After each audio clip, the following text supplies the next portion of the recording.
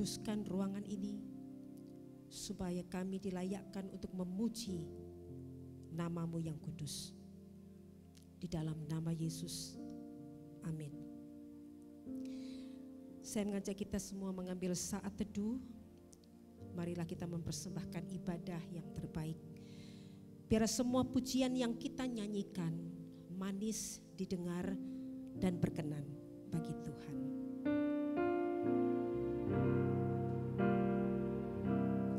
Ya Tuhanku, aku hendak bernyanyi bagi-Mu selama aku hidup. Ya Allahku, aku hendak bermazmur bagi-Mu selagi ku ada. Ya Tuhanku, aku hendak bernyanyi. Ya Tuhanku, ya Tuhanku, hendak bernyanyi bagi-Mu selama ku hidup. Katakan, ya Allahku, ya Allahku, aku hendak bermazmur bagi-Mu selama kita masih hidup. Lagi ku ada, inilah yang ku renungkan, inilah yang ku renungkan setiap waktu. Nyanyian pujian dan pengagungan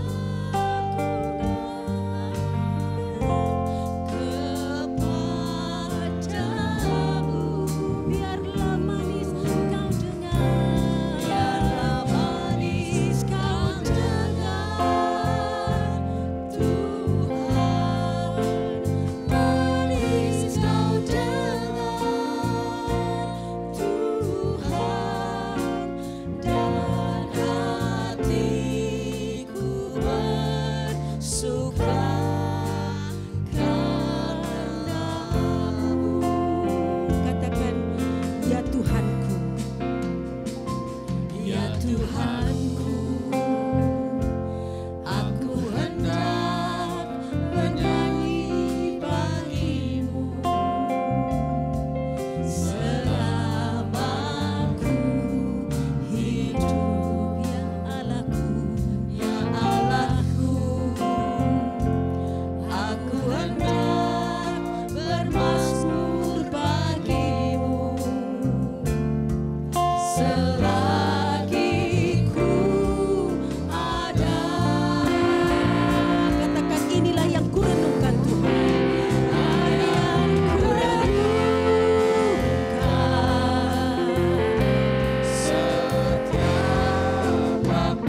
setiap waktu,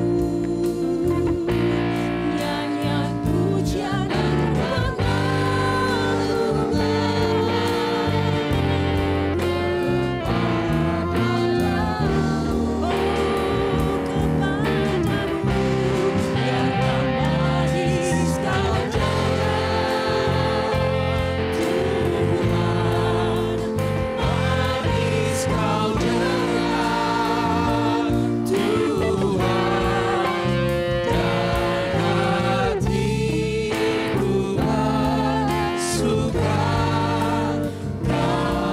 saya mengundang kita semua bangkit berdiri.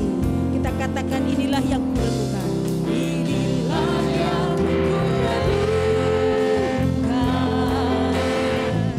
setiap waktu. Nyanyian pujian dan pengagungan kepadamu,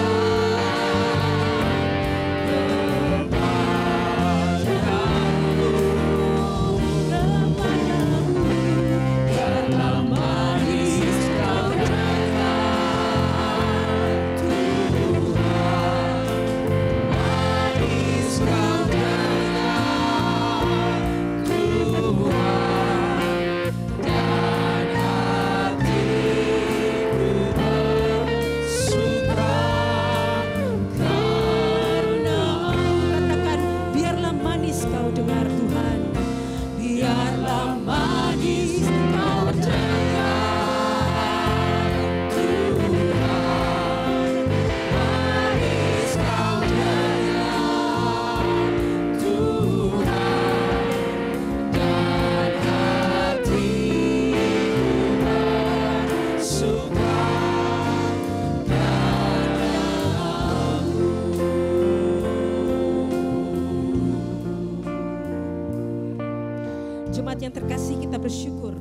jika kita bisa beribadah dengan leluasa di kota atau negara kita, ini adalah suatu anugerah. Oleh karena itulah kita mengaku bahwa ibadah pada pagi hari ini pun bisa terselenggara berkat pertolongan dari Allah, pencipta langit dan bumi, Allah yang setia, mengasihi, tidak pernah meninggalkan ciptaan tangannya. Kiranya turun atas kita semua kasih karunia dan damai sejahtera dari Allah Tritunggal. Amin. Hai Kristen, nyanyilah. Kita mau angkat suara kita memuji nama Tuhan yang agung dan mulia, karena Dia yang layak dipuji. Haleluya. Amin. Hai Kristen, nyanyilah. Haleluya, amin. Rajamu pujilah. Haleluya, amin. Parukan suaramu di depan Tuhanmu. Nyanyikanlah merdu. Haleluya, amin. Hatimu angkatlah. Haleluya. Haleluya, amin. Mari bersoraklah. Haleluya, amin.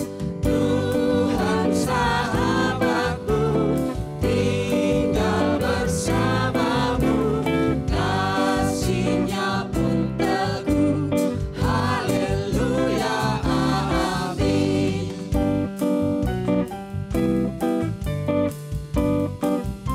Sanjung vokalismu. Sanjung vokalismu. Haleluya, amin. Berlomba menyerbu. Haleluya, amin. Di surga yang megah kita menyembahnya, bernyanyi selamanya. Haleluya, Haleluya. haleluya,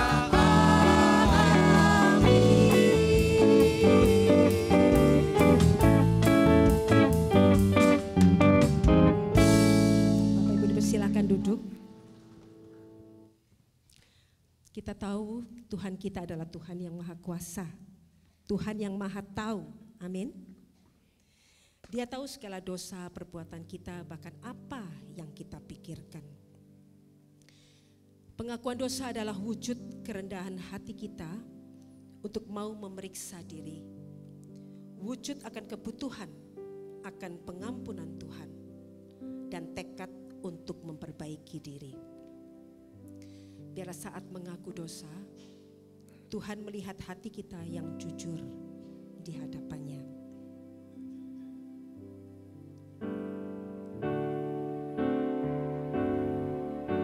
Saat ku masuk ke hadirat-Mu, bawa persembahan ke tempat kudus-Mu.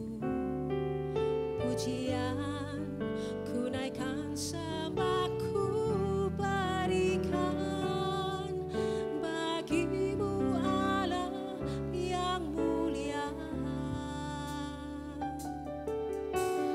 Kau layakkanku menghampirimu, melihat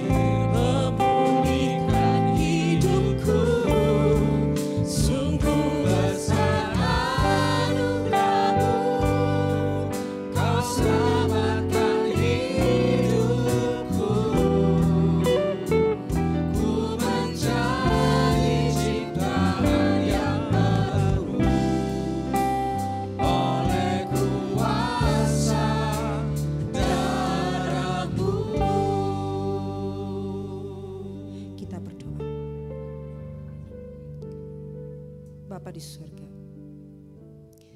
kami telah melewati 1 minggu ini, dan Kau sungguh tahu apa yang telah kami lakukan, bahkan apa yang kami pikirkan yang mungkin melukai hati Tuhan atau melukai hati sesama kami. Dan jika hari ini Kau masih memberi kami hidup, itu artinya Kau masih memberi kesempatan kepada kami untuk memperbaiki diri. Tuhan, ampuni kami atas dosa-dosa kami.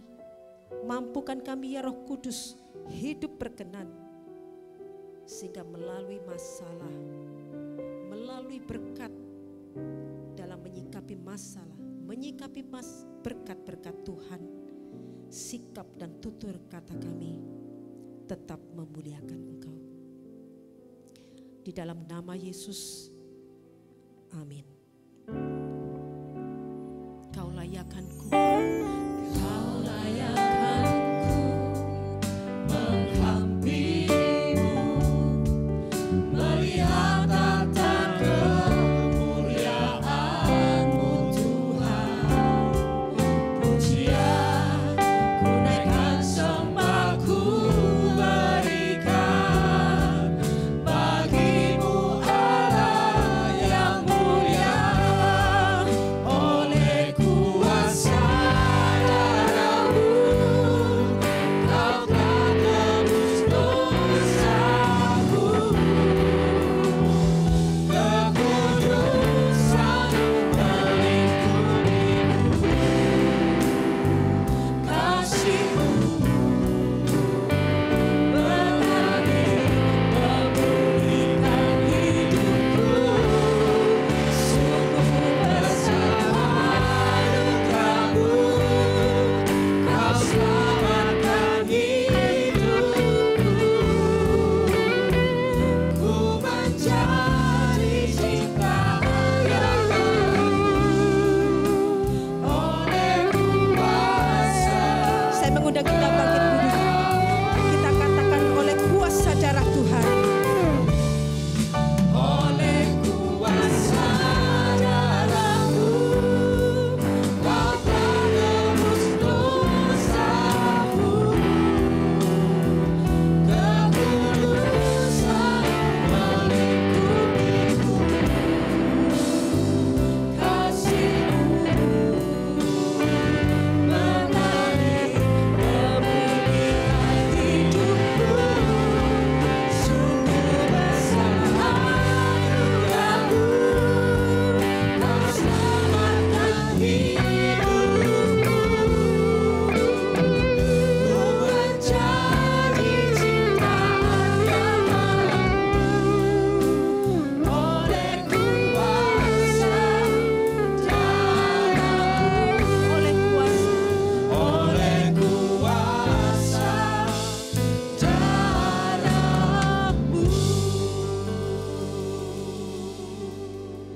1 Korintus 1 ayat 30 berkata, tetapi oleh Dia kamu berada dalam Kristus Yesus, yang oleh Allah telah menjadi hikmat bagi kita. Ia membenarkan dan menguduskan dan menebus kita. Dan petunjuk hidup baru yang menjadi pedoman kita minggu ini terambil dari Yakobus 1 ayat 21. Kita baca bersama-sama. Sebab itu, buanglah segala sesuatu yang kotor dan kejahatan yang begitu banyak itu, dan terimalah dengan lemah lembut firman yang tertanam di dalam hatimu, yang berkuasa menyelamatkan jiwamu. Bapak Ibu, saya persilahkan memberi salam ke saudara-saudara kita, muka belakang kanan kiri. Kita berikan senyum yang terindah sebelum kita lanjut memuji, memuliakan nama Tuhan. Duduk. Kejaduk. Terima sukacita surga.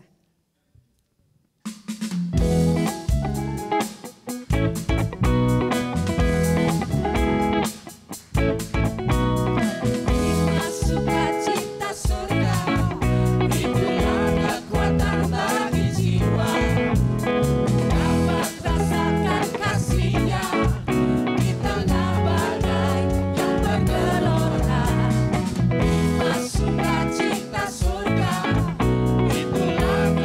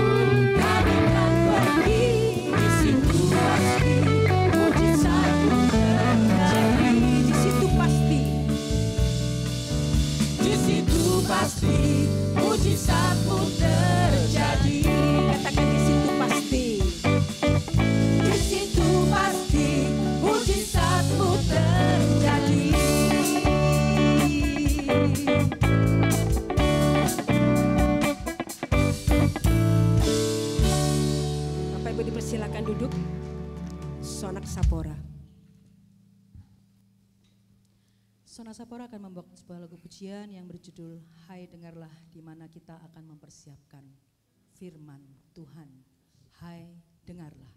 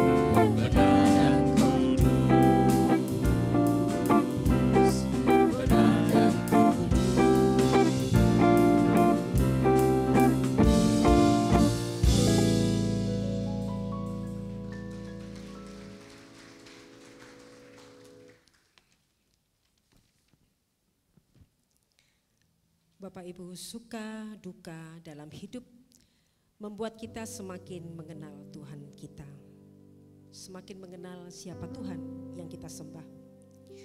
Demikian juga firman yang akan kita dengar, juga sarana kita semakin mengenalnya. Hanya pengenalan akan Tuhanlah yang membuat kita kuat dan benar dalam menjalani hidup.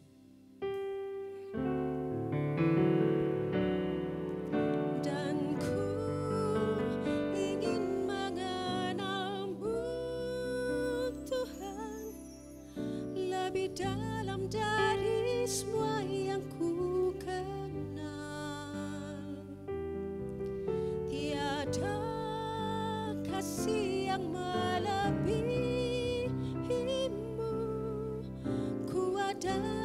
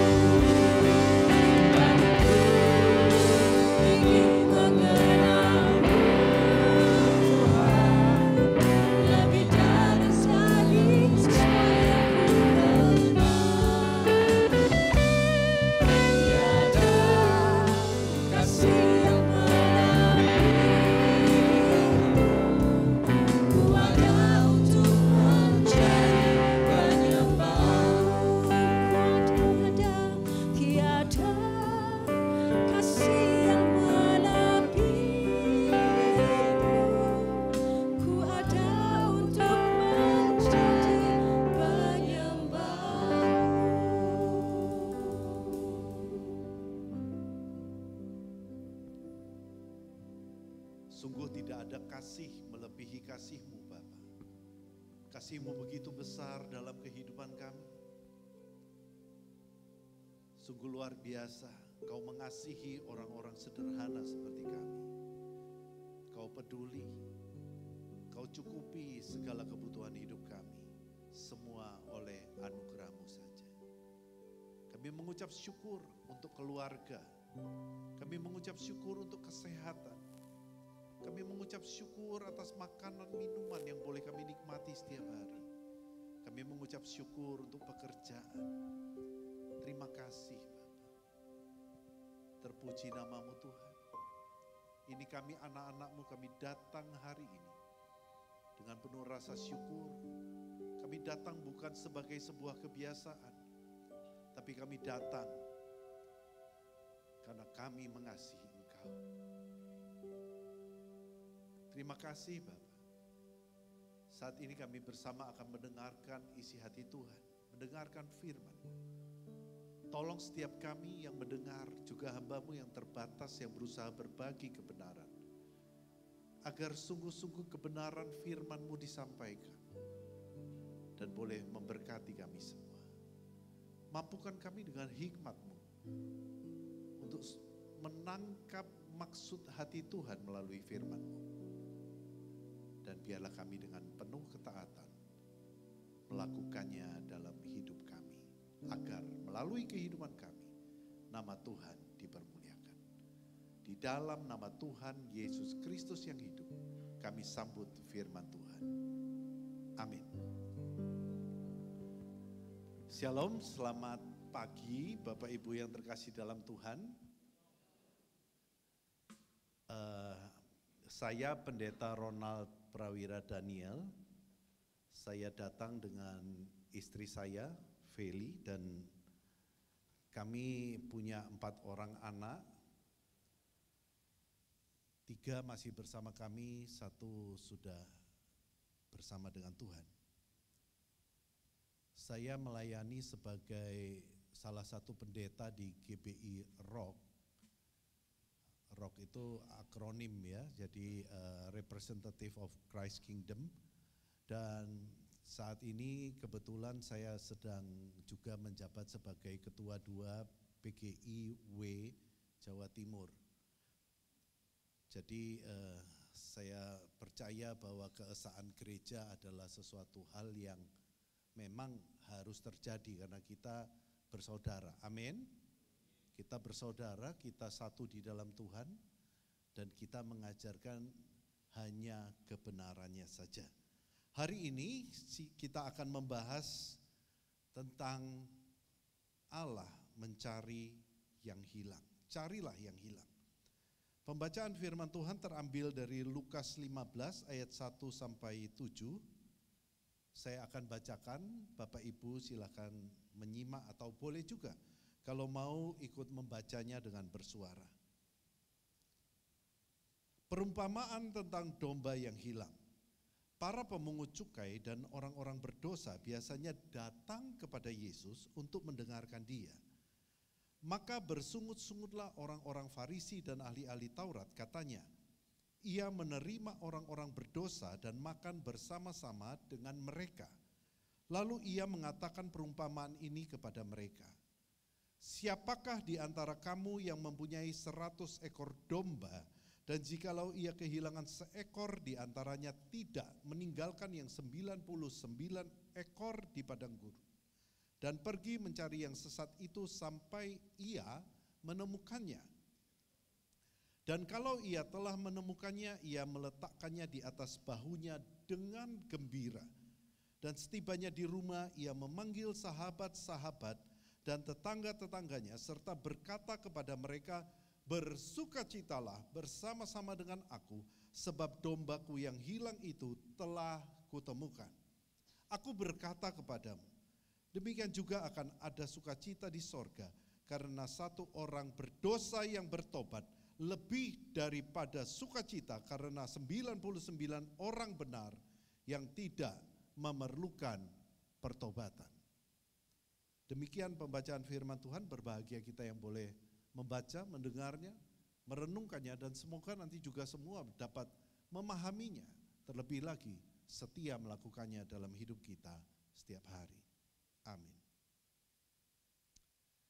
Saya hari ini merasa sangat diberkati karena saya bisa melayani dan barengan sama band yang legendaris ini, Sonak Sapora ya. Saya masih ingat, saya masih kecil, Om Nyok pemimpinnya gitu ya, Pendeta Abdi Widiadi, kita orang GKI, saya juga ada di GKI Jemur Sari dengan Pak Edi dan Bu Anas tentu.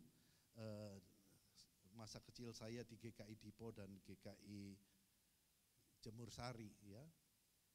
Tadi waktu Bu Yangki nyapa saya ingat wajahnya, saya enggak ingat namanya. Saya maklum ya, karena dia lebih temannya kakak saya daripada saya. Saya masih kecil lah waktu itu ya. Ya, jadi sukacita sekali karena saya dulu enggak mikir bahwa saya bisa jadi hamba Tuhan, kemudian yang ngiringi pujiannya Sonak Sapora gitu ya, ada Pak Nono, ada Bu Paulima, yang dulu cuma saya bisa lihat dengan kagum, waduh bagus banget gitu ya. Dan hari ini saya bisa khotbah, mereka juga pelayanan, itu satu kehormatan buat saya. Tapi lebih terhormat lagi pelayanan bareng Tuhan ya. Kita percaya Roh Kudus hadir di tempat ini. Bapak Ibu, ada satu kata yang mungkin sering kita dengar, yaitu fanatisme. Kita seringkali mendengar kata ini, kadang-kadang ada bahkan beberapa orang yang mengatakan bahwa fanatisme itu adalah satu hal yang wajar. Beberapa bahkan menganggap fanatisme itu sebuah hal yang baik. Kalau orang beragama itu harus fanatik dong, harus percaya dia satu-satunya jalan, dia satu-satunya kebenaran. Saya enggak mau membantah itu. Tetapi satu hal saya mau katakan, bahwa dalam konteks agama fanatisme selama ini telah menyebabkan banyak sekali disharmoni dalam kehidupan manusia. Salah satu contoh yang paling aktual adalah peristiwa di Cidahu, Jabar yang viral, baru ribut, padahal sebenarnya seringkali kejadian itu terjadi. Dari mana saya tahu? Saya ada di PGIW, ada di PGI. Kejadian itu bukan hal yang langka Bapak Ibu, tetapi hal-hal itu kan sepertinya sudah jadi makanan bulanan kita. Semua disebabkan oleh fanatisme. Peristiwa yang juga baru-baru ini terjadi, bagaimana ada rumah ibadah ya Kristen tentunya di Depok itu dilarang untuk membangun tempat ibadah, juga ada agama lain yang dipersekusi dan sebagainya. Semua karena fanatisme. Fanatisme sendiri berakar pada ego manusia yang kemudian memicu satu rasa tidak nyaman dan terancam ketika ada orang lain atau kelompok lain yang kita rasa berbeda dari kita. Sehingga kemudian timbul satu upaya untuk membangun pertahanan dan usaha-usaha untuk menghilangkan ancaman itu. Sekalipun ancaman itu enggak nyata, ancaman itu masih sekadar sebuah potensi saja. Mungkin bisa jadi kenyataan, tetapi kemungkinan juga tidak. Jadi fanatisme sendiri pada dasarnya itu berdasar atau berakar pada keberdosaan manusia. Yang pada saat kejatuhan Adam itu berubah dari berfokus kepada Allah menjadi berpusat pada diri sendiri. Sifat dasar manusia yang egosentris ini membuat kita semua bukan hanya sekadar jadi fanatik dalam beragama, tetapi juga seringkali merasa paling benar sendiri dalam banyak hal. Ya, termasuk juga di dalam hal bergereja. Kita merasa bahwa gereja kita paling baik, gereja kita paling benar dalam hal pengajaran, dalam tata ibadah, ibadah, atau bahkan juga dalam pergaulan, dalam hubungan antar jemaat.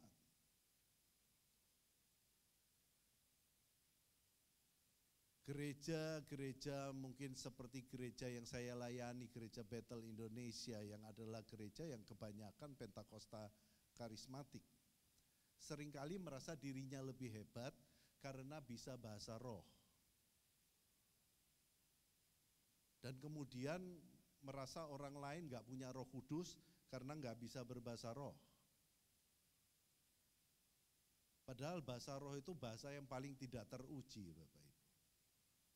Iya kan? Tidak ada ulangan bahasa roh. Bahasa roh juga enggak ada kursusnya. Kalau ada yang bikin kursus itu ngaco aja. Ada yang mencoba melakukannya dengan bisa kursus bahasa roh ke pendeta A. Kursus apanya? Tensisnya enggak ada. Kosakatanya enggak ada. Kalau enggak percaya, Anda pergi satu gereja ke gereja lain, bisa-bisa bahasa rohnya beda-beda semua. Ada yang wala-wala-wala, ada yang kosekara kata-kata, ada yang begitu. Kalau ada di gereja yang wala-wala, ada kosakara kata-kata, itu berarti yang satu ini pindah gereja. Biasanya begitu. Ini serius, benar. Apalagi sekarang kan berlomba, gerejaku paling ciamik, gerejaku paling hebat. Gerejamu ada di mana? Di lantai 1, lantai 2 aku rooftop. Paling ciamik, paling tinggi, paling gede, paling hebat. Tadi pagi saya dengar di waktu perjalanan kami ke sini, seorang pendeta Ridwan Hidayat mengatakan mega church itu sebuah kesalahan.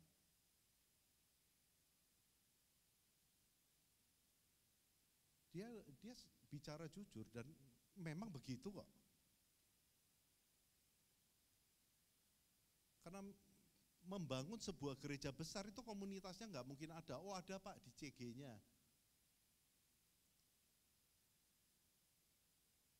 Saya percaya kalau Bapak Ibu berpikir tentang seorang gembala. Gembala yang adalah seorang pendeta beneran pasti lebih sayang jemaatnya daripada gembala semacam CG, Komsel dan sebagainya. Kenapa? Karena dia punya bisnis, dia punya pekerjaan, dia punya keluarganya sendiri yang lebih prioritas daripada jemaat yang dia ayomi harusnya. Pak jangan menghakimi. Oh enggak, saya enggak sedang menghakimi, saya sedang bicara kenyataan karena gereja kami ada komselnya. Makanya saya terus bilang ke hamba-hamba Tuhan yang full time, jangan pernah lepaskan tanggung jawab gereja kepada gembala-gembala yang sebenarnya masih kerja sekuler. Mereka punya urusannya sendiri. Kalau perusahaannya sedang ada masalah, perusahaannya sedang ada problem yang pelik, dia mau mikirin jemaat gimana? Tapi banyak orang berusaha membangun mega church dan merasa bahwa gerejanya paling hebat.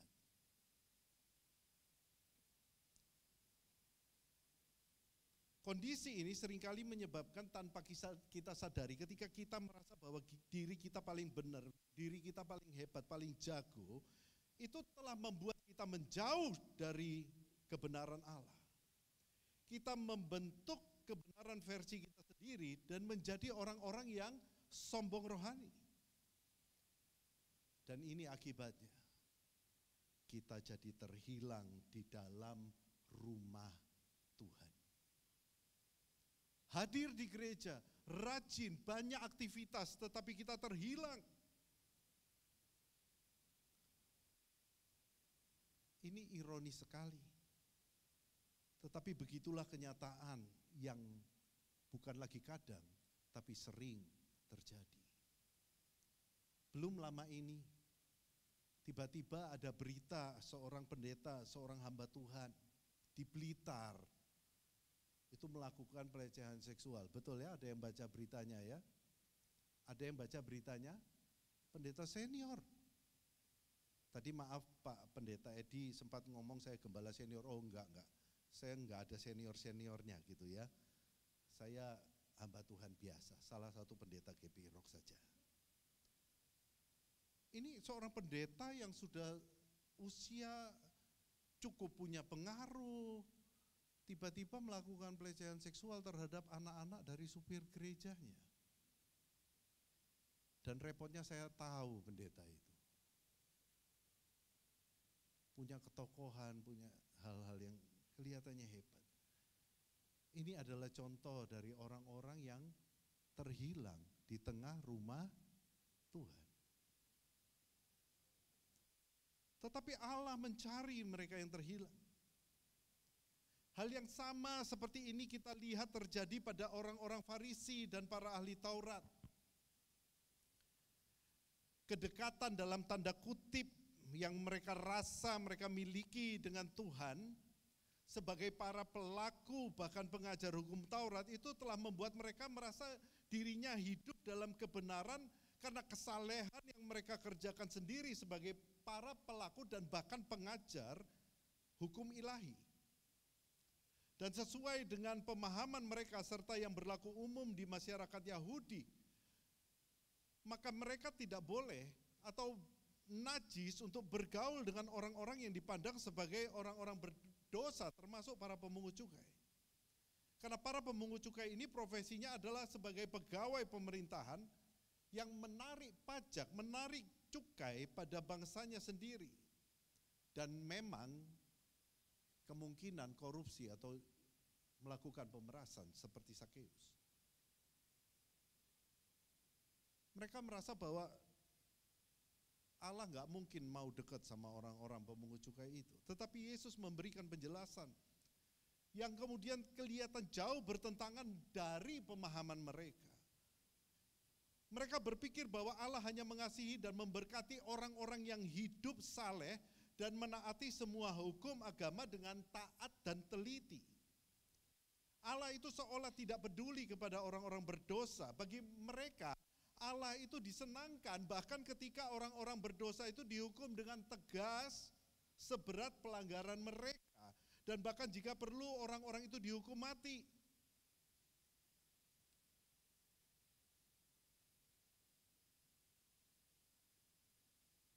Dalam pemahaman orang Yahudi, orang yang merajam batu, orang berdosa itu si perajam itu menyenangkan hatinya Tuhan. Kalau Bapak Ibu baca Perjanjian Lama akan menemukan banyak hal itu. Bahwa seolah-olah Allah disenangkan. Tetapi apakah benar Allah senang ketika orang berdosa mengalami kebinasaan? Roma 5 ayat 8 berkata, akan tetapi Allah menunjukkan kasih-Nya kepada kita oleh karena Kristus telah mati untuk kita. Perhatikan ini, ketika kita masih berdosa. Dosa memisahkan kita dari Allah, ya. Tetapi dosa tidak membuat Allah tidak mengasihi, apalagi membenci kita.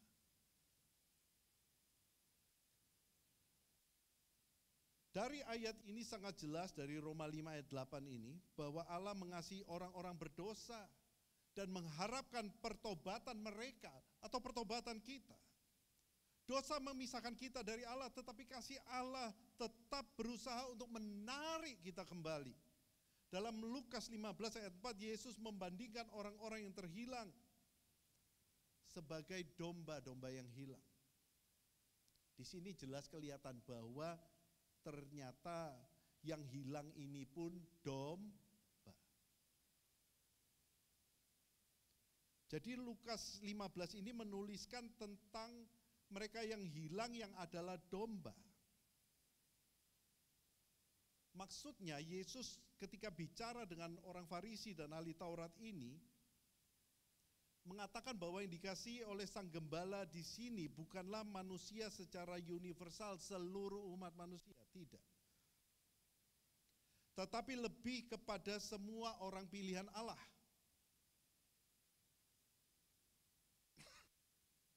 Yaitu mereka yang telah dipilih untuk diselamatkan.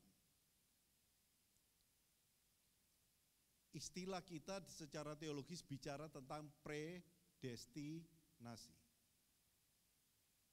Dipilih. Tapi ada beberapa orang mempertanyakan, predestinasi itu enggak adil, Pak.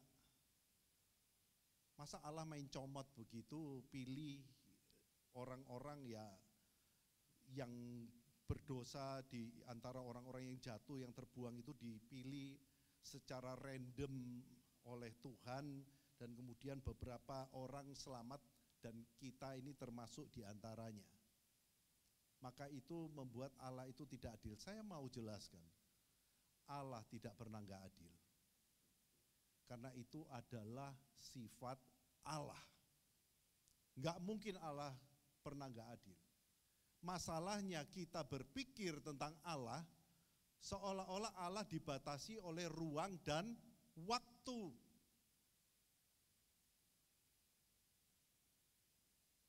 Padahal Allah tidak pernah dibatasi oleh waktu. Allah pencipta waktu, Dia berkuasa atas waktu, dan apa yang terjadi pada kita sejak kita lahir sampai kita mati seperti apa, Tuhan tahu segala sesuatu.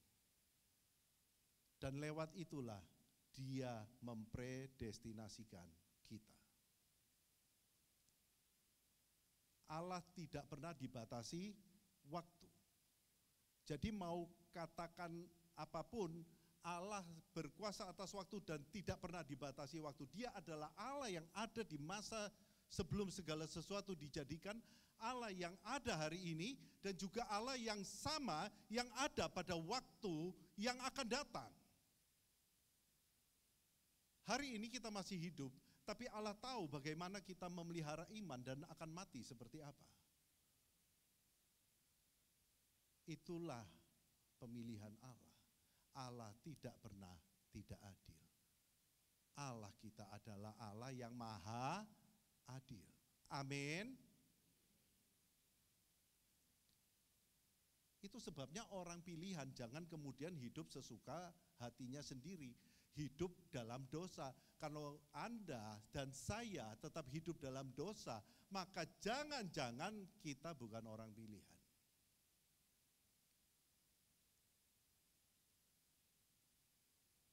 Tapi orang-orang pilihan ditentukan oleh Allah dan tidak akan pernah kehilangan keselamatannya. Amin. Ya. Karena itu tadi Dia memilih kita karena Dia tahu bagaimana kita akan lahir, bagaimana kita akan jalani hidup, dan bagaimana kita akan mengakhiri hidup bersama dengan Dia memelihara iman. Yang jadi masalah, jadi kita tahu bahwa mereka, orang-orang yang terhilang yang digambarkan oleh Yesus ini adalah orang-orang pilihan yang terhilang, bukan semua orang. Karena kita tahu bahwa Yesus memakai gambaran tentang kambing untuk orang-orang yang tidak diselamatkan. Matius 25 ayat 32 sampai 33. Tetapi orang-orang yang adalah domba, orang-orang pilihan ini jadi tersesat karena berbagai pengajaran yang salah. Atau berbagai pemahaman pribadi yang salah akibat kurangnya pengenalan akan Tuhan. Sehingga kemudian jadi tertarik kepada godaan dunia, atau kita jadi tersesat karena ketiadaan keteladanan maupun keteladanan yang menyimpang dari kebenaran oleh para pemimpin atau saudara-saudara seiman yang kita anggap lebih senior dari kita. Sehingga kita kemudian mengira bahwa perbuatan dosa tertentu adalah sebuah hal yang biasa saja. Jadi dosa itu dirasionalisasikan. Satu hari seorang pendeta khotbah di gereja saya, dia menyampaikan begini. Perempuan adalah karya seni Tuhan. Kalau ada perempuan cantik, tubuhnya bagus, bajunya bagus, dandanannya bagus, kita sebagai anak-anak Tuhan gak dosa kok menikmati melihat orang itu. Gak apa-apa. lihat aja, nikmati aja. Itu sama seperti bunga yang indah yang ada di taman, katanya begitu. Beberapa yang dengar khotbah manggut-manggut, hatinya seneng ya. Oh ternyata lihat-lihat cewek cantik itu bukan satu masalah, enggak apa-apa. Itu sama seperti menikmati bunga indah di taman atau karya seni yang istimewa. Mendengar itu, saya yang waktu itu belum jadi belum jadi pendeta penuh seperti sekarang, merasa bahwa secara rasio rasanya kok ada benernya, tetapi kenapa kok roh saya enggak sejahtera sama ajaran ini begitu? Kok rasanya enggak beres ya? Karena satu hal yang kita tahu, kalau kita terus-terusan melihat sebuah benda yang bagus, lama-lama ada keinginan untuk apa? Memilikinya, betul? Padahal kita sudah punya istri. Dan kemudian lihat benda bagus sebagai karya seninya Tuhan, yang benar aja. Lama-lama jadi punya keinginan untuk memiliki. Ingat, Daud itu cuma karena nganggur, lihat-lihat dari atas, lama-lama lihat ada yang mandi, kemudian dia jatuh dalam dosa. Akibatnya dia ngalami banyak hal yang tidak menyenangkan dalam hidupnya, betul? Ya. Jangan pernah merasionalisasi dosa dengan alasan apapun. Saya pikir ini bukan menghakimi ya, cuma menduga bahwa si pendeta yang khotbah ini memang suka lihat-lihat, ngintip-ngintip cewek cantik. Dan dia mencoba merasionalisasikan dosanya dengan mengkhotbahkannya. Kalau enggak, pasti khotbahnya lurus-lurus saja. Iya kan? Ya, saya enggak perlu ngoncei khotbah-khotbah yang suka menyimpang itu ya. Ya termasuk kadang-kadang kita ini kalau ngomong perpuluhan juga seringkali kalau saya khotbah soal perpuluhan, hamba Tuhan yang lain marah. Bapak Ibu. Saya bilang sama mereka, bagiannya suku Lewi itu 1/10 dari bangsa Israel, itu karena dipakai untuk kebutuhan mereka sehari-hari, jumlah mereka banyak, mereka enggak kerja apa-apa. Tapi seorang pendeta jemaatnya 10.000, perpuluhannya jemaatnya dikasihkan dia semua, itu pendeta tamak serakah. Karena dia bukan orang Lewi dan dia enggak bagi-bagi lagi. Coba bagi-bagi sama saya, belum tentu saya ngomong begitu gitu ya. Tapi enggak benar lah ya. Enggak benar. Terus gitu dia bikin rasionalisasi, jangan ngurusi hamba Tuhan. Perkara 10% itu saya pakai untuk apa, itu tanggung jawab saya sama Tuhan sendiri. Luar biasa sekali. Kapan dia ketemu Tuhan gitu ya.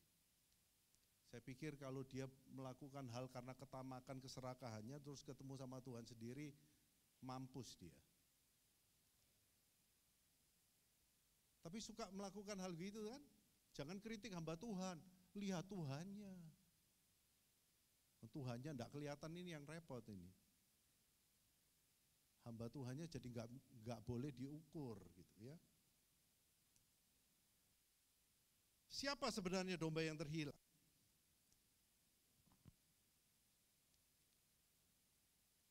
Siapa domba terhilang yang dimaksud dalam perumpamaan Yesus dan dicatat oleh Lukas ini?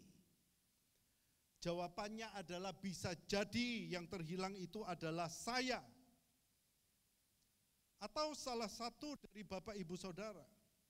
Kita mungkin saja hari ini rajin datang beribadah ke gereja. Kita aktif dalam berbagai kegiatan pelayanan atau kita jadi pengurus komisi, jadi anggota KOR, jadi guru sekolah minggu, jadi penatua, penginjil atau bahkan pendeta.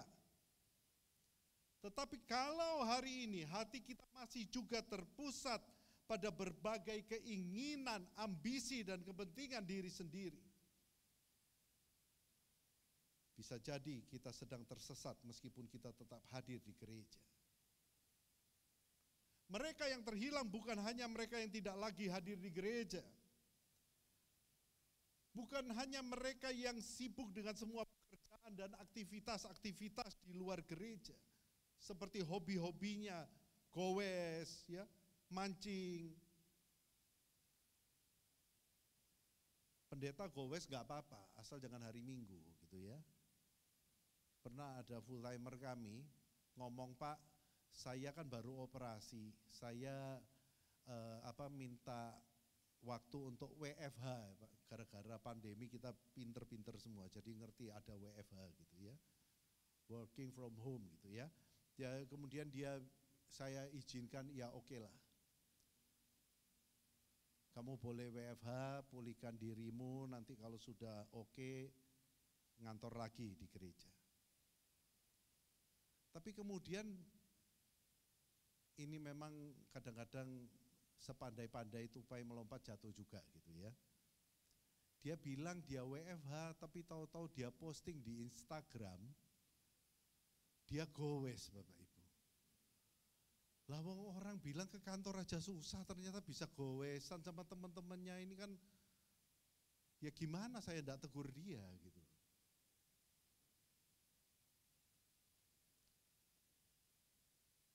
Atau mereka yang terang-terangan tidak lagi suka baca Alkitab, tidak lagi berdoa, tidak lagi dekat sama Tuhan, mereka yang suka melakukan kejahatan, hidup dalam kemabukan, pesta pora, bejat moral, pelanggar hukum.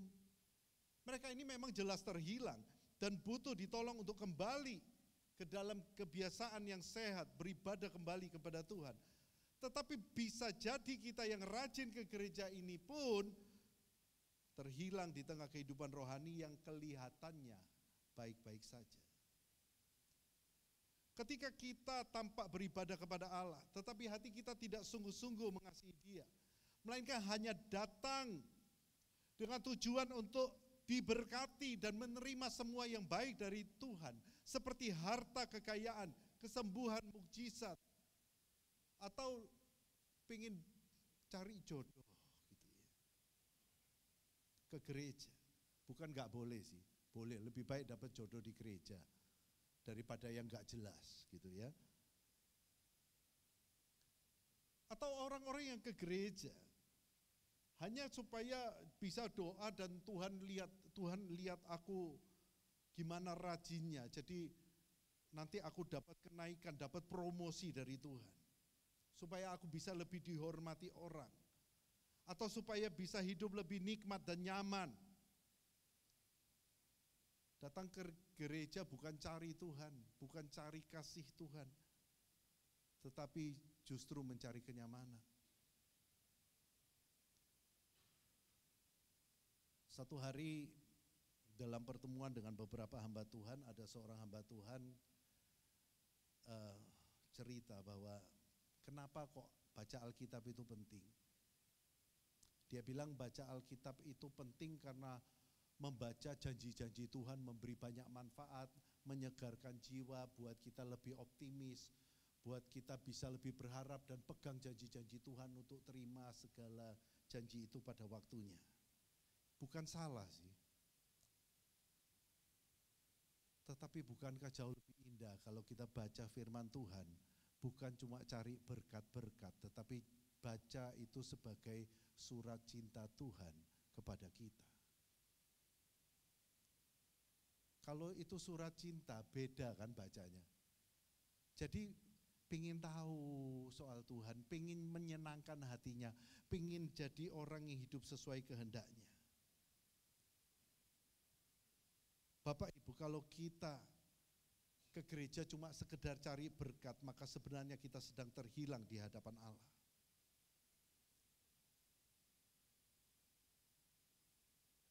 Tetapi puji Tuhan, Allah sangat mengasihi kita. Dalam kasih-Nya yang begitu besar, Yesus telah mati bagi kita dan menebus kita dari segala kuasa kegelapan dosa. Penebusan Kristus membuat kita semua yang sudah ditetapkan dalam kekekalan untuk menerima keselamatan pasti akan berbalik kepada Tuhan.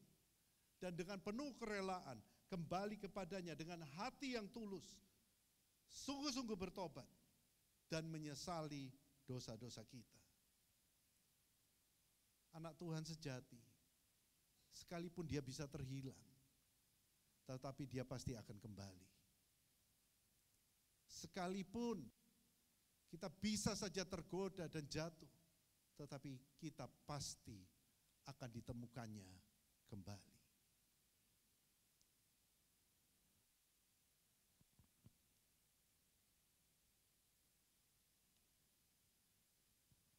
Adalah sebuah berita sukacita yang besar untuk mengetahui bahwa Kristus tidak pernah membiarkan domba-domba kepunyaannya terhilang untuk selamanya. Kasih anugerahnya membuat Yesus selalu mencari domba-dombanya yang terhilang. Dan ini membuat kita bersyukur bahwa kita yakin pada saatnya semua domba Allah akan ditemukan dan kembali kepada Allah. Orang-orang pilihan yang tersesat karena berbagai pengajaran yang salah akan kembali pada kebenaran yang sejati, kepada Allah sendiri. Rasa syukur sebagai orang yang telah menerima kasih karunia Allah dalam Kristus ini, secara natural, secara alamiah juga, akan membawa kita kepada suatu tindakan nyata untuk terus membawa Injil Kristus yang sejati kepada semua orang. Baik kepada mereka yang belum percaya, tetapi juga kepada orang-orang percaya yang masih belum memahami dengan baik akan dasar-dasar pengajaran iman Kristen yang sejati. Pengajaran kebenaran firman Tuhan yang sehat dan keteladanan hidup yang menaati segala perintah dan kehendak Allah harus tetap selalu kita galakkan secara konsisten sebagai wujud rasa syukur kita kepada Allah. Jika kita sungguh percaya bahwa kita sudah diselamatkan, kita pasti akan bergerak mengabarkan Injil. Kita pergi mengabarkan Injil dengan sebuah keyakinan iman bahwa kabar keselamatan dalam Kristus yang kita bawa itu tidak akan pernah sia-sia. Di luar sana pasti ada orang-orang pilihan yang telah ditetapkan dalam kekekalan untuk menerima keselamatan. Mereka hanya belum mendengar dan menyaksikan kabar baik itu dari orang-orang percaya seperti kita. Atau mungkin mereka pernah mendengar tentang Yesus, tetapi belum mengalami kasih Kristus dari orang-orang yang membawa berita Injil itu kepada mereka, karena tidak adanya keteladanan yang baik. Saya pernah ikut dalam sebuah gerakan penginjilan, gerakan misi. Tetapi di situ orang-orang yang pergi mengabarkan Injil, cerita tentang Injil Kristus itu, yang penuh kasih, penuh kedamaian, penuh dengan kebenaran, kebaikan. Orang-orang ini sendiri ternyata saling bertengkar, saling rebutan, minta dihormati sendiri-sendiri. Maka jangan heran Injilnya juga tidak akan pernah bisa diterima oleh orang lain. Mereka mungkin terima sedikit, tetapi kemudian mereka jadi kecewa melihat yang memberitakan Injil sendiri tidak menghidupi Injil itu. Karena itu marilah kita membawa berita Injil kepada dunia. Bukan hanya dengan pemahaman yang sehat, dengan pengajaran yang benar, tetapi juga dengan kesaksian hidup kita. Kita memang tidak sempurna, tetapi Injil itu harus dinyatakan, dilakukan, bukan cuma diceritakan. Dengan segenap kekuatan, segenap jiwa, segenap akal budi kita, kita harus memuliakan Tuhan, menjalankan berita Injil itu. Supaya jiwa-jiwa boleh selalu disegarkan oleh kabar baik tentang kemerdekaan sejati dalam Kristus. Dan semua mereka yang belum terjangkau boleh menyaksikan kasih Allah melalui kita, merasakan berkat kebaikan Allah, dan boleh diselamatkan bersama-sama dengan kita. Keselamatan sudah kita peroleh, tetapi tugas kita belum selesai. Karena itu ayo bersama kita jangkau mereka yang terhilang. Temukan dan biarkan Roh Kudus memenangkan mereka seperti Roh Kudus telah menemukan dan memenangkan setiap kita. Ayo bekerja, waktunya tidak lama lagi. Jadilah pekabar Injil, cari mereka yang hilang, dan nyatakan kasih Allah bagi dunia ini. Soli Deo Gloria, segala kemuliaan hanya bagi Allah. Amin.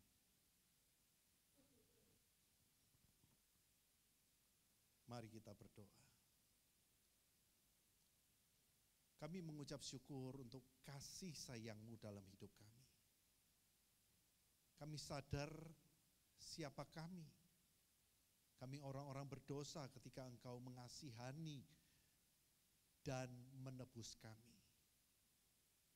Biarlah kiranya kesadaran ini membuat kami yang mengagumi kasih-Mu itu boleh menjadi bagian dari kasih Allah bagi orang-orang di sekitar kami. Kami terbatas, kami tidak sempurna. Tetapi kami percaya bersama Roh Kudus kami dimampukan untuk menghidupi Injil dan menjadi berkat bagi banyak orang. Kiranya hidup kami sungguh memuliakan-Mu. Kiranya hidup kami sungguh-sungguh memancarkan terang kasih Allah bagi orang-orang di sekitar kami.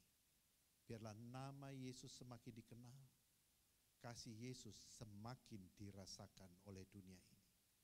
Agar mereka yang terhilang boleh kembali ke dalam kasih Tuhan. Terima kasih Bapa, firman-Mu selesai diberitakan.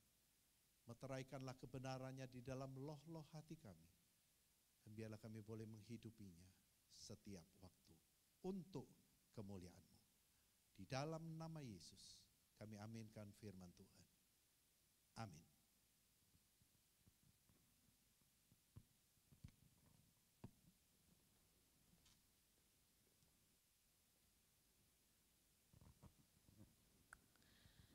Sonang Sapora akan membawakan lagu pujian berjudul Kau Indah Yesus Tuhan, di mana Tuhan senantiasa mencari kita. Dia tidak rela ada domba yang terhilang, Dia pasti mencarinya. Kau indah Yesus Tuhan.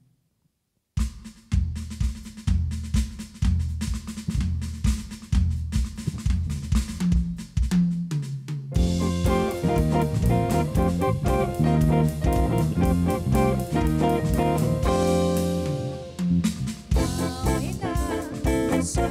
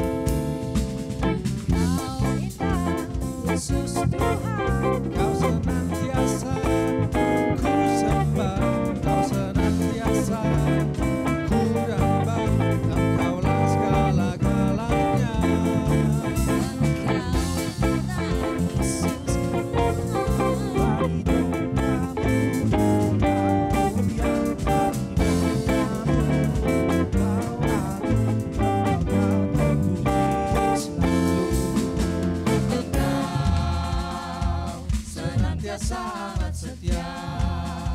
Meski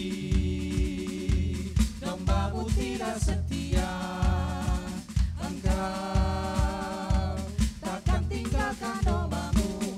Engkau cari yang menghilang. Kau indah, Yesus Tuhan, bagi dombamu. Kau mulia, bagi dombamu. Engkaulah terpuji selalu. Engkaulah terpuji selalu.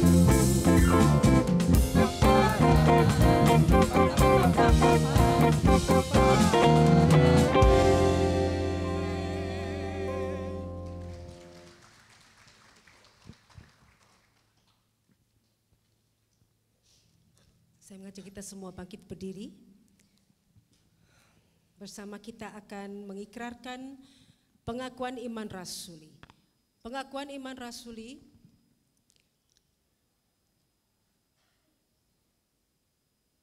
Aku percaya kepada Allah, Bapa yang Maha Kuasa, Khalik langit dan bumi, dan kepada Yesus Kristus, anaknya yang tunggal Tuhan kita, yang dikandung dari Roh Kudus, lahir dari anak darah Maria, yang menderita sengsara di bawah pemerintahan Pontius Pilatus, disalibkan, mati dan dikuburkan, turun dalam kerajaan maut.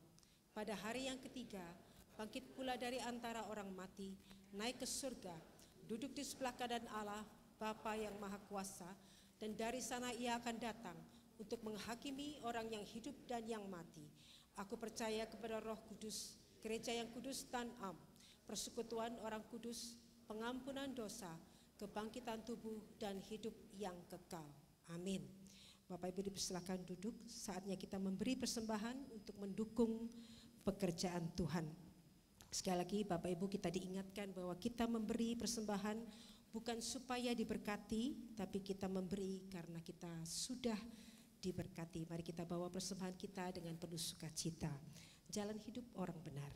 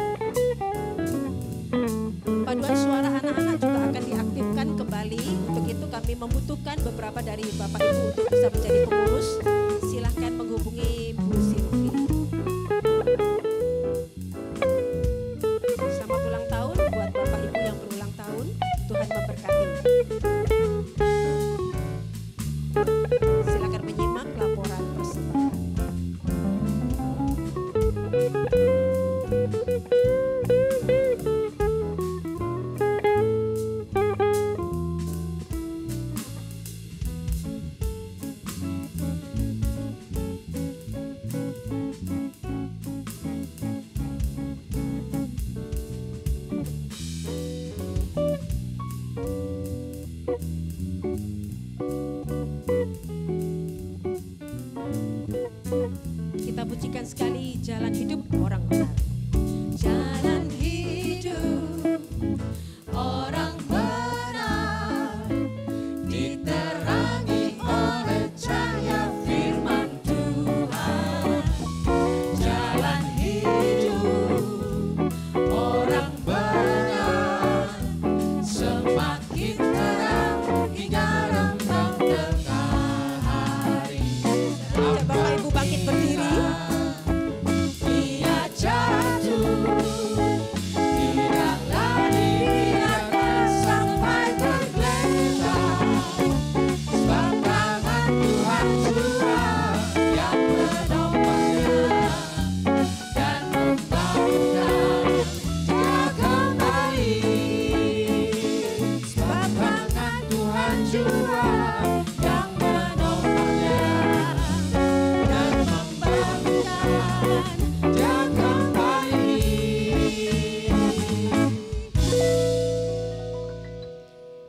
Kita naikkan doa persembahan. Sekali lagi kami mengucap syukur jika diberi kesempatan untuk memberi persembahan ini Bapak. Biar Engkau melihat hati jemaat-Mu yang memberi dengan sukacita untuk mendukung pekerjaan Tuhan melalui gereja ini. Kami mohon berkat-Mu atas persembahan ini. Biarlah dengan hikmat dari Tuhan para majelis mengelola persembahan ini. Di dalam nama Yesus, amin. Bapak Ibu silakan duduk. Sebentar loh, saya hanya mau menambahkan sedikit aja dari pengumumannya perkenalannya Pak Ronald tentang Sonak Sapora ya. Saya baru dapat info kalau Sonak Sapora ini berdiri tahun 1974. Jadi mereka itu 51 tahun melayani. Bayangkan Bapak Ibu, wajah-wajah yang imut di sana ya. Ya, semuanya sudah beranak pinak bahkan sudah beranak cucu ya. Dan yang luar biasa adalah lagu-lagu yang mereka nyanyikan itu adalah lagu ciptaan dari almarhum pendeta Abdi Widiadi, papa dari Bu Anastasia, Om Nyok ya. Dan luar biasanya Bapak Ibu hari ini kalau mereka pelayanan di sini itu mereka datang ini jam 6 dan mereka itu rumahnya enggak ada yang di Surabaya Barat. Rumahnya jauh-jauh ya. Di Tenggilis, di Sidoarjo, jadi luar biasa. Jadi saya belajar dari, terima kasih Sonak Sapora. Teladan dari Sonak Sapora yang saya teladani adalah selain konsistensi di bidang musik, aliran jazz, juga kesetiaannya ya luar biasa. 51 tahun pasti ada aral melintang seperti Pak Ronald tadi pagi, ada satu kalimat yang indah sekali. Kalau kita melayani di tengah keadaan yang baik itu bagus. Tapi kalau kita melayani di tengah keadaan yang tidak baik-baik itu sangat berharga. Dan 51 tahun saya yakin pasti banyak aral melintang ya. Dan ini kesetiaan, mereka tidak pernah pensiun. Kenapa? Karena berkat Tuhan dan kebaikan Tuhan tidak pernah pensiun juga dalam kehidupan kita. Ya, amin ya. Ya, terima kasih Sonak Sapora. Silakan Lause.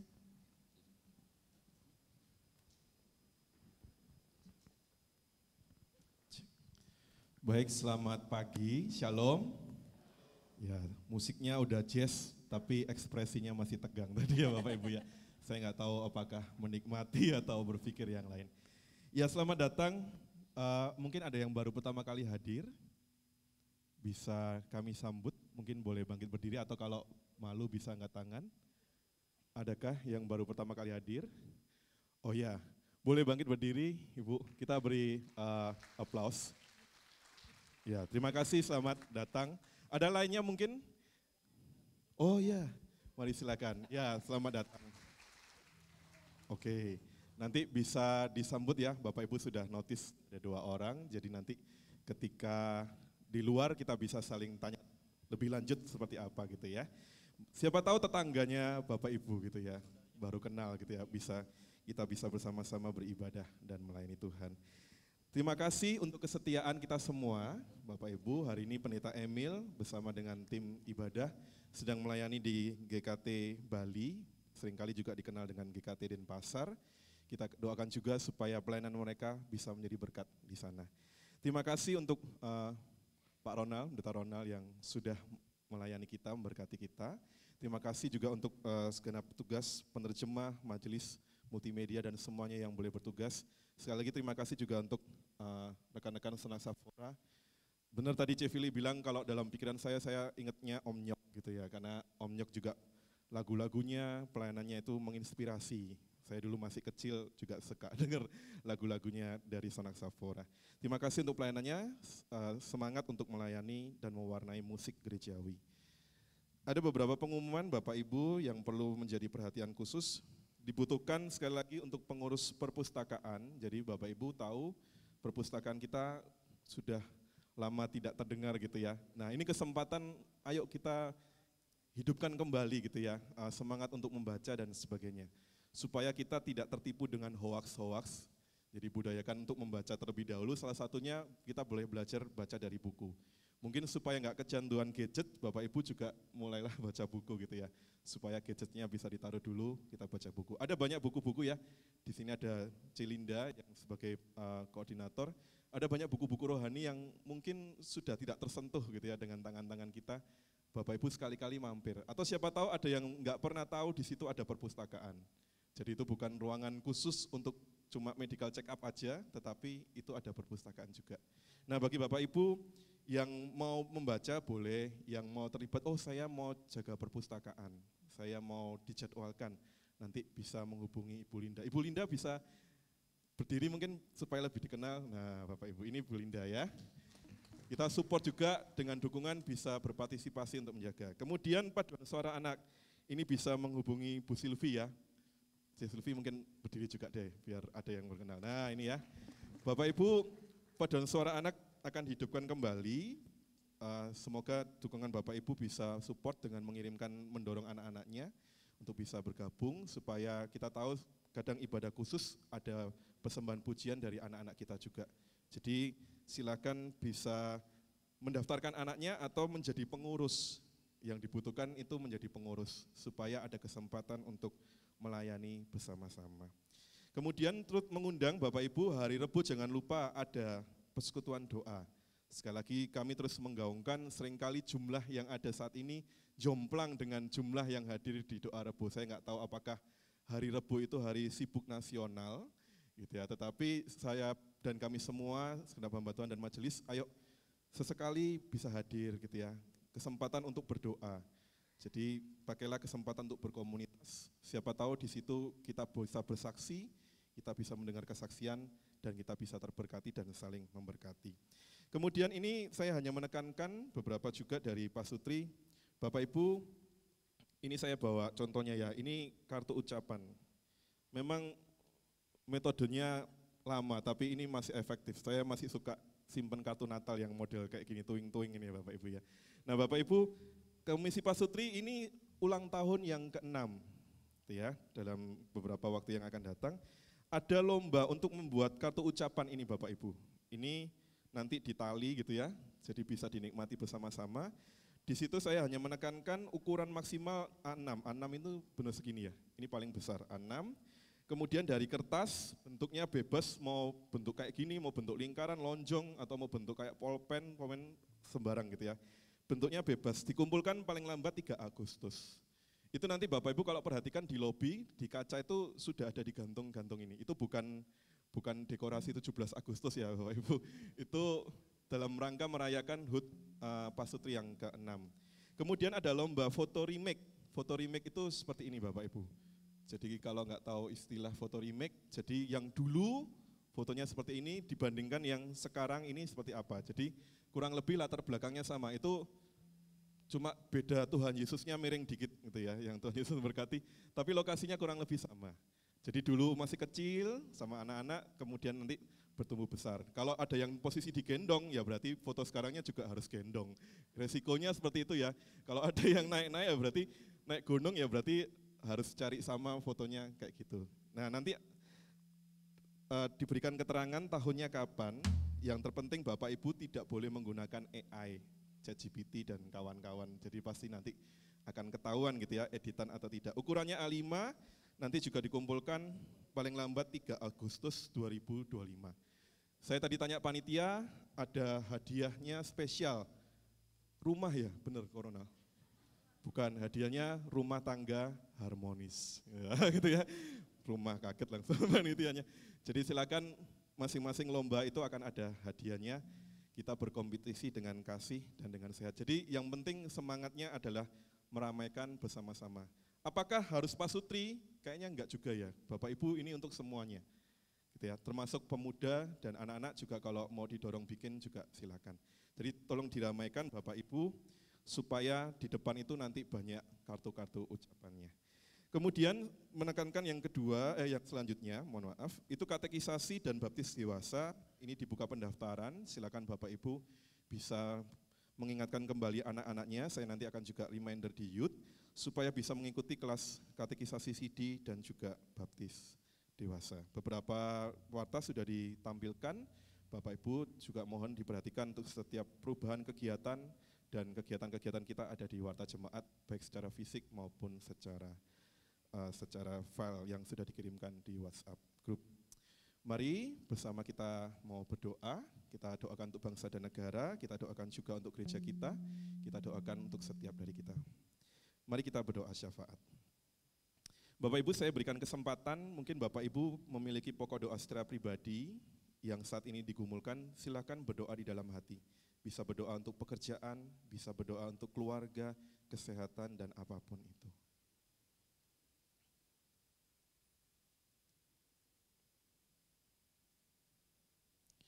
Tuhan, kami datang dengan segala kerendahan hati, kami sudah hampir menyelesaikan ibadah pada pagi hari ini. Tetapi kami, mungkin hidup kami masih penuh dengan pergumulan. Kami berdoa untuk setiap dari kami yang mungkin bergumul dengan pekerjaan, bergumul dengan rumah tangga, bergumul dengan relasi, bergumul dengan pelayanan, dengan apapun, ada mungkin yang masih studi dan sebagainya. Tuhan kiranya boleh mendengar setiap seru doa kami. Kami mau berdoa secara khusus juga bagi gereja kami GKT Citra Raya. Tuhan tolong supaya Tuhan pakai setiap dari kami, hamba Tuhan, majelis, setiap pengurus komisi, kiranya kami semua dipakai menjadi alat Tuhan untuk bertumbuh di dalam Tuhan, di dalam Kristus, dan hidup kami boleh berbuah, dan kami boleh semakin menjangkau jiwa-jiwa yang baru bagi Kristus. Tuhan berkati juga secara khusus bagi Pendeta Ronald Prawira bersama dengan keluarga, kami juga berdoa khusus bagi rekan-rekan Sonak Safora dengan setiap pelayanan mereka, dimanapun mereka melayani Tuhan pakai dengan luar biasa, dan Tuhan berkati dalam kehidupan dan pelayanan mereka. Tuhan, kami juga teringat dengan kebutuhan-kebutuhan lainnya, ada pengurus perpustakaan, kami juga teringat ada pengurus paduan suara, losa-losa sekolah minggu, dalam pengurus pasutri juga, pengurus trisi, pengurus ibadah dan sebagainya. Kiranya Tuhan kirimkan, pakai kami, berikan kerinduan setiap dari kami. Paling tidak kami semua boleh terlibat di dalam satu pelayanan di gereja ini Tuhan. Kiranya Tuhan pakai, kirimkan semuanya itu, dan juga setiap anak-anak yang akan masuk dalam paduan suara anak, dan juga kami semua yang terlebih dahulu boleh menikmati perpustakaan yang sudah Tuhan sediakan bagi kami. Kami doakan untuk rangkaian acara lainnya, baik itu dalam komisi pasutri, untuk trisi, untuk komisi ibadah, dalam rangkaian bulan hari kemerdekaan juga Tuhan tolong, dan juga persiapan-persiapan acara lainnya kiranya Tuhan tolong. Tuhan, kami teringat bangsa dan negara kami tahu penuh dengan pergolakan, baik itu dalam perekonomian, politik, dan sebagainya. Tuhan, kami tahu Engkau tidak pernah meninggalkan setiap dari kami, Engkau tidak pernah meninggalkan bangsa Indonesia juga. Tuhan yang jauh tahu, Tuhan berotoritas setiap pemimpin-pemimpin kami. Kami juga berdoa mungkin ada beberapa bencana yang terjadi di wilayah Indonesia, Tuhan yang boleh memberikan penghiburan kepada mereka yang kehilangan, Tuhan yang memberikan kesembuhan kepada mereka yang terkena sakit penyakit, dan juga kami semua yang saat ini mungkin dalam kondisi tubuh yang kurang sehat.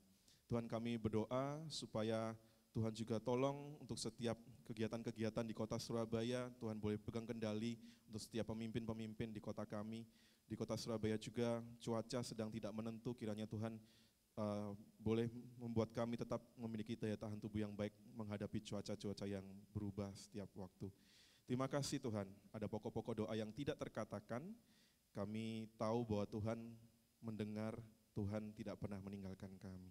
Dalam nama Tuhan Yesus kami berdoa dan mengucap syukur. Amin. Saya undang setiap dari kita boleh bangkit berdiri, Bapak Ibu. Kita mengembalikan segala hormat, kemuliaan hanya bagi Tuhan, kita pujikan pujian doksologi.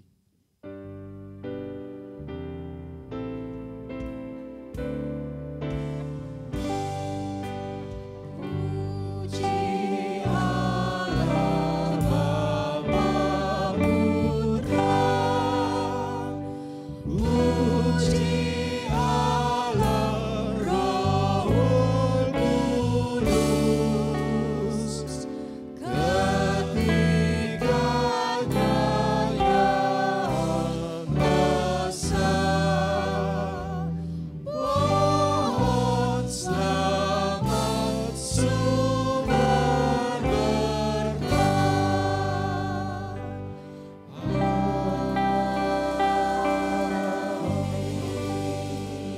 sama-sama kita boleh menerima berkat dari Tuhan. Tuhan memberkati engkau dan melindungi engkau. Tuhan menyinari engkau dengan wajah-Nya dan memberi engkau kasih karunia. Tuhan menghadapkan wajah-Nya kepadamu dan memberi engkau damai sejahtera. Amin.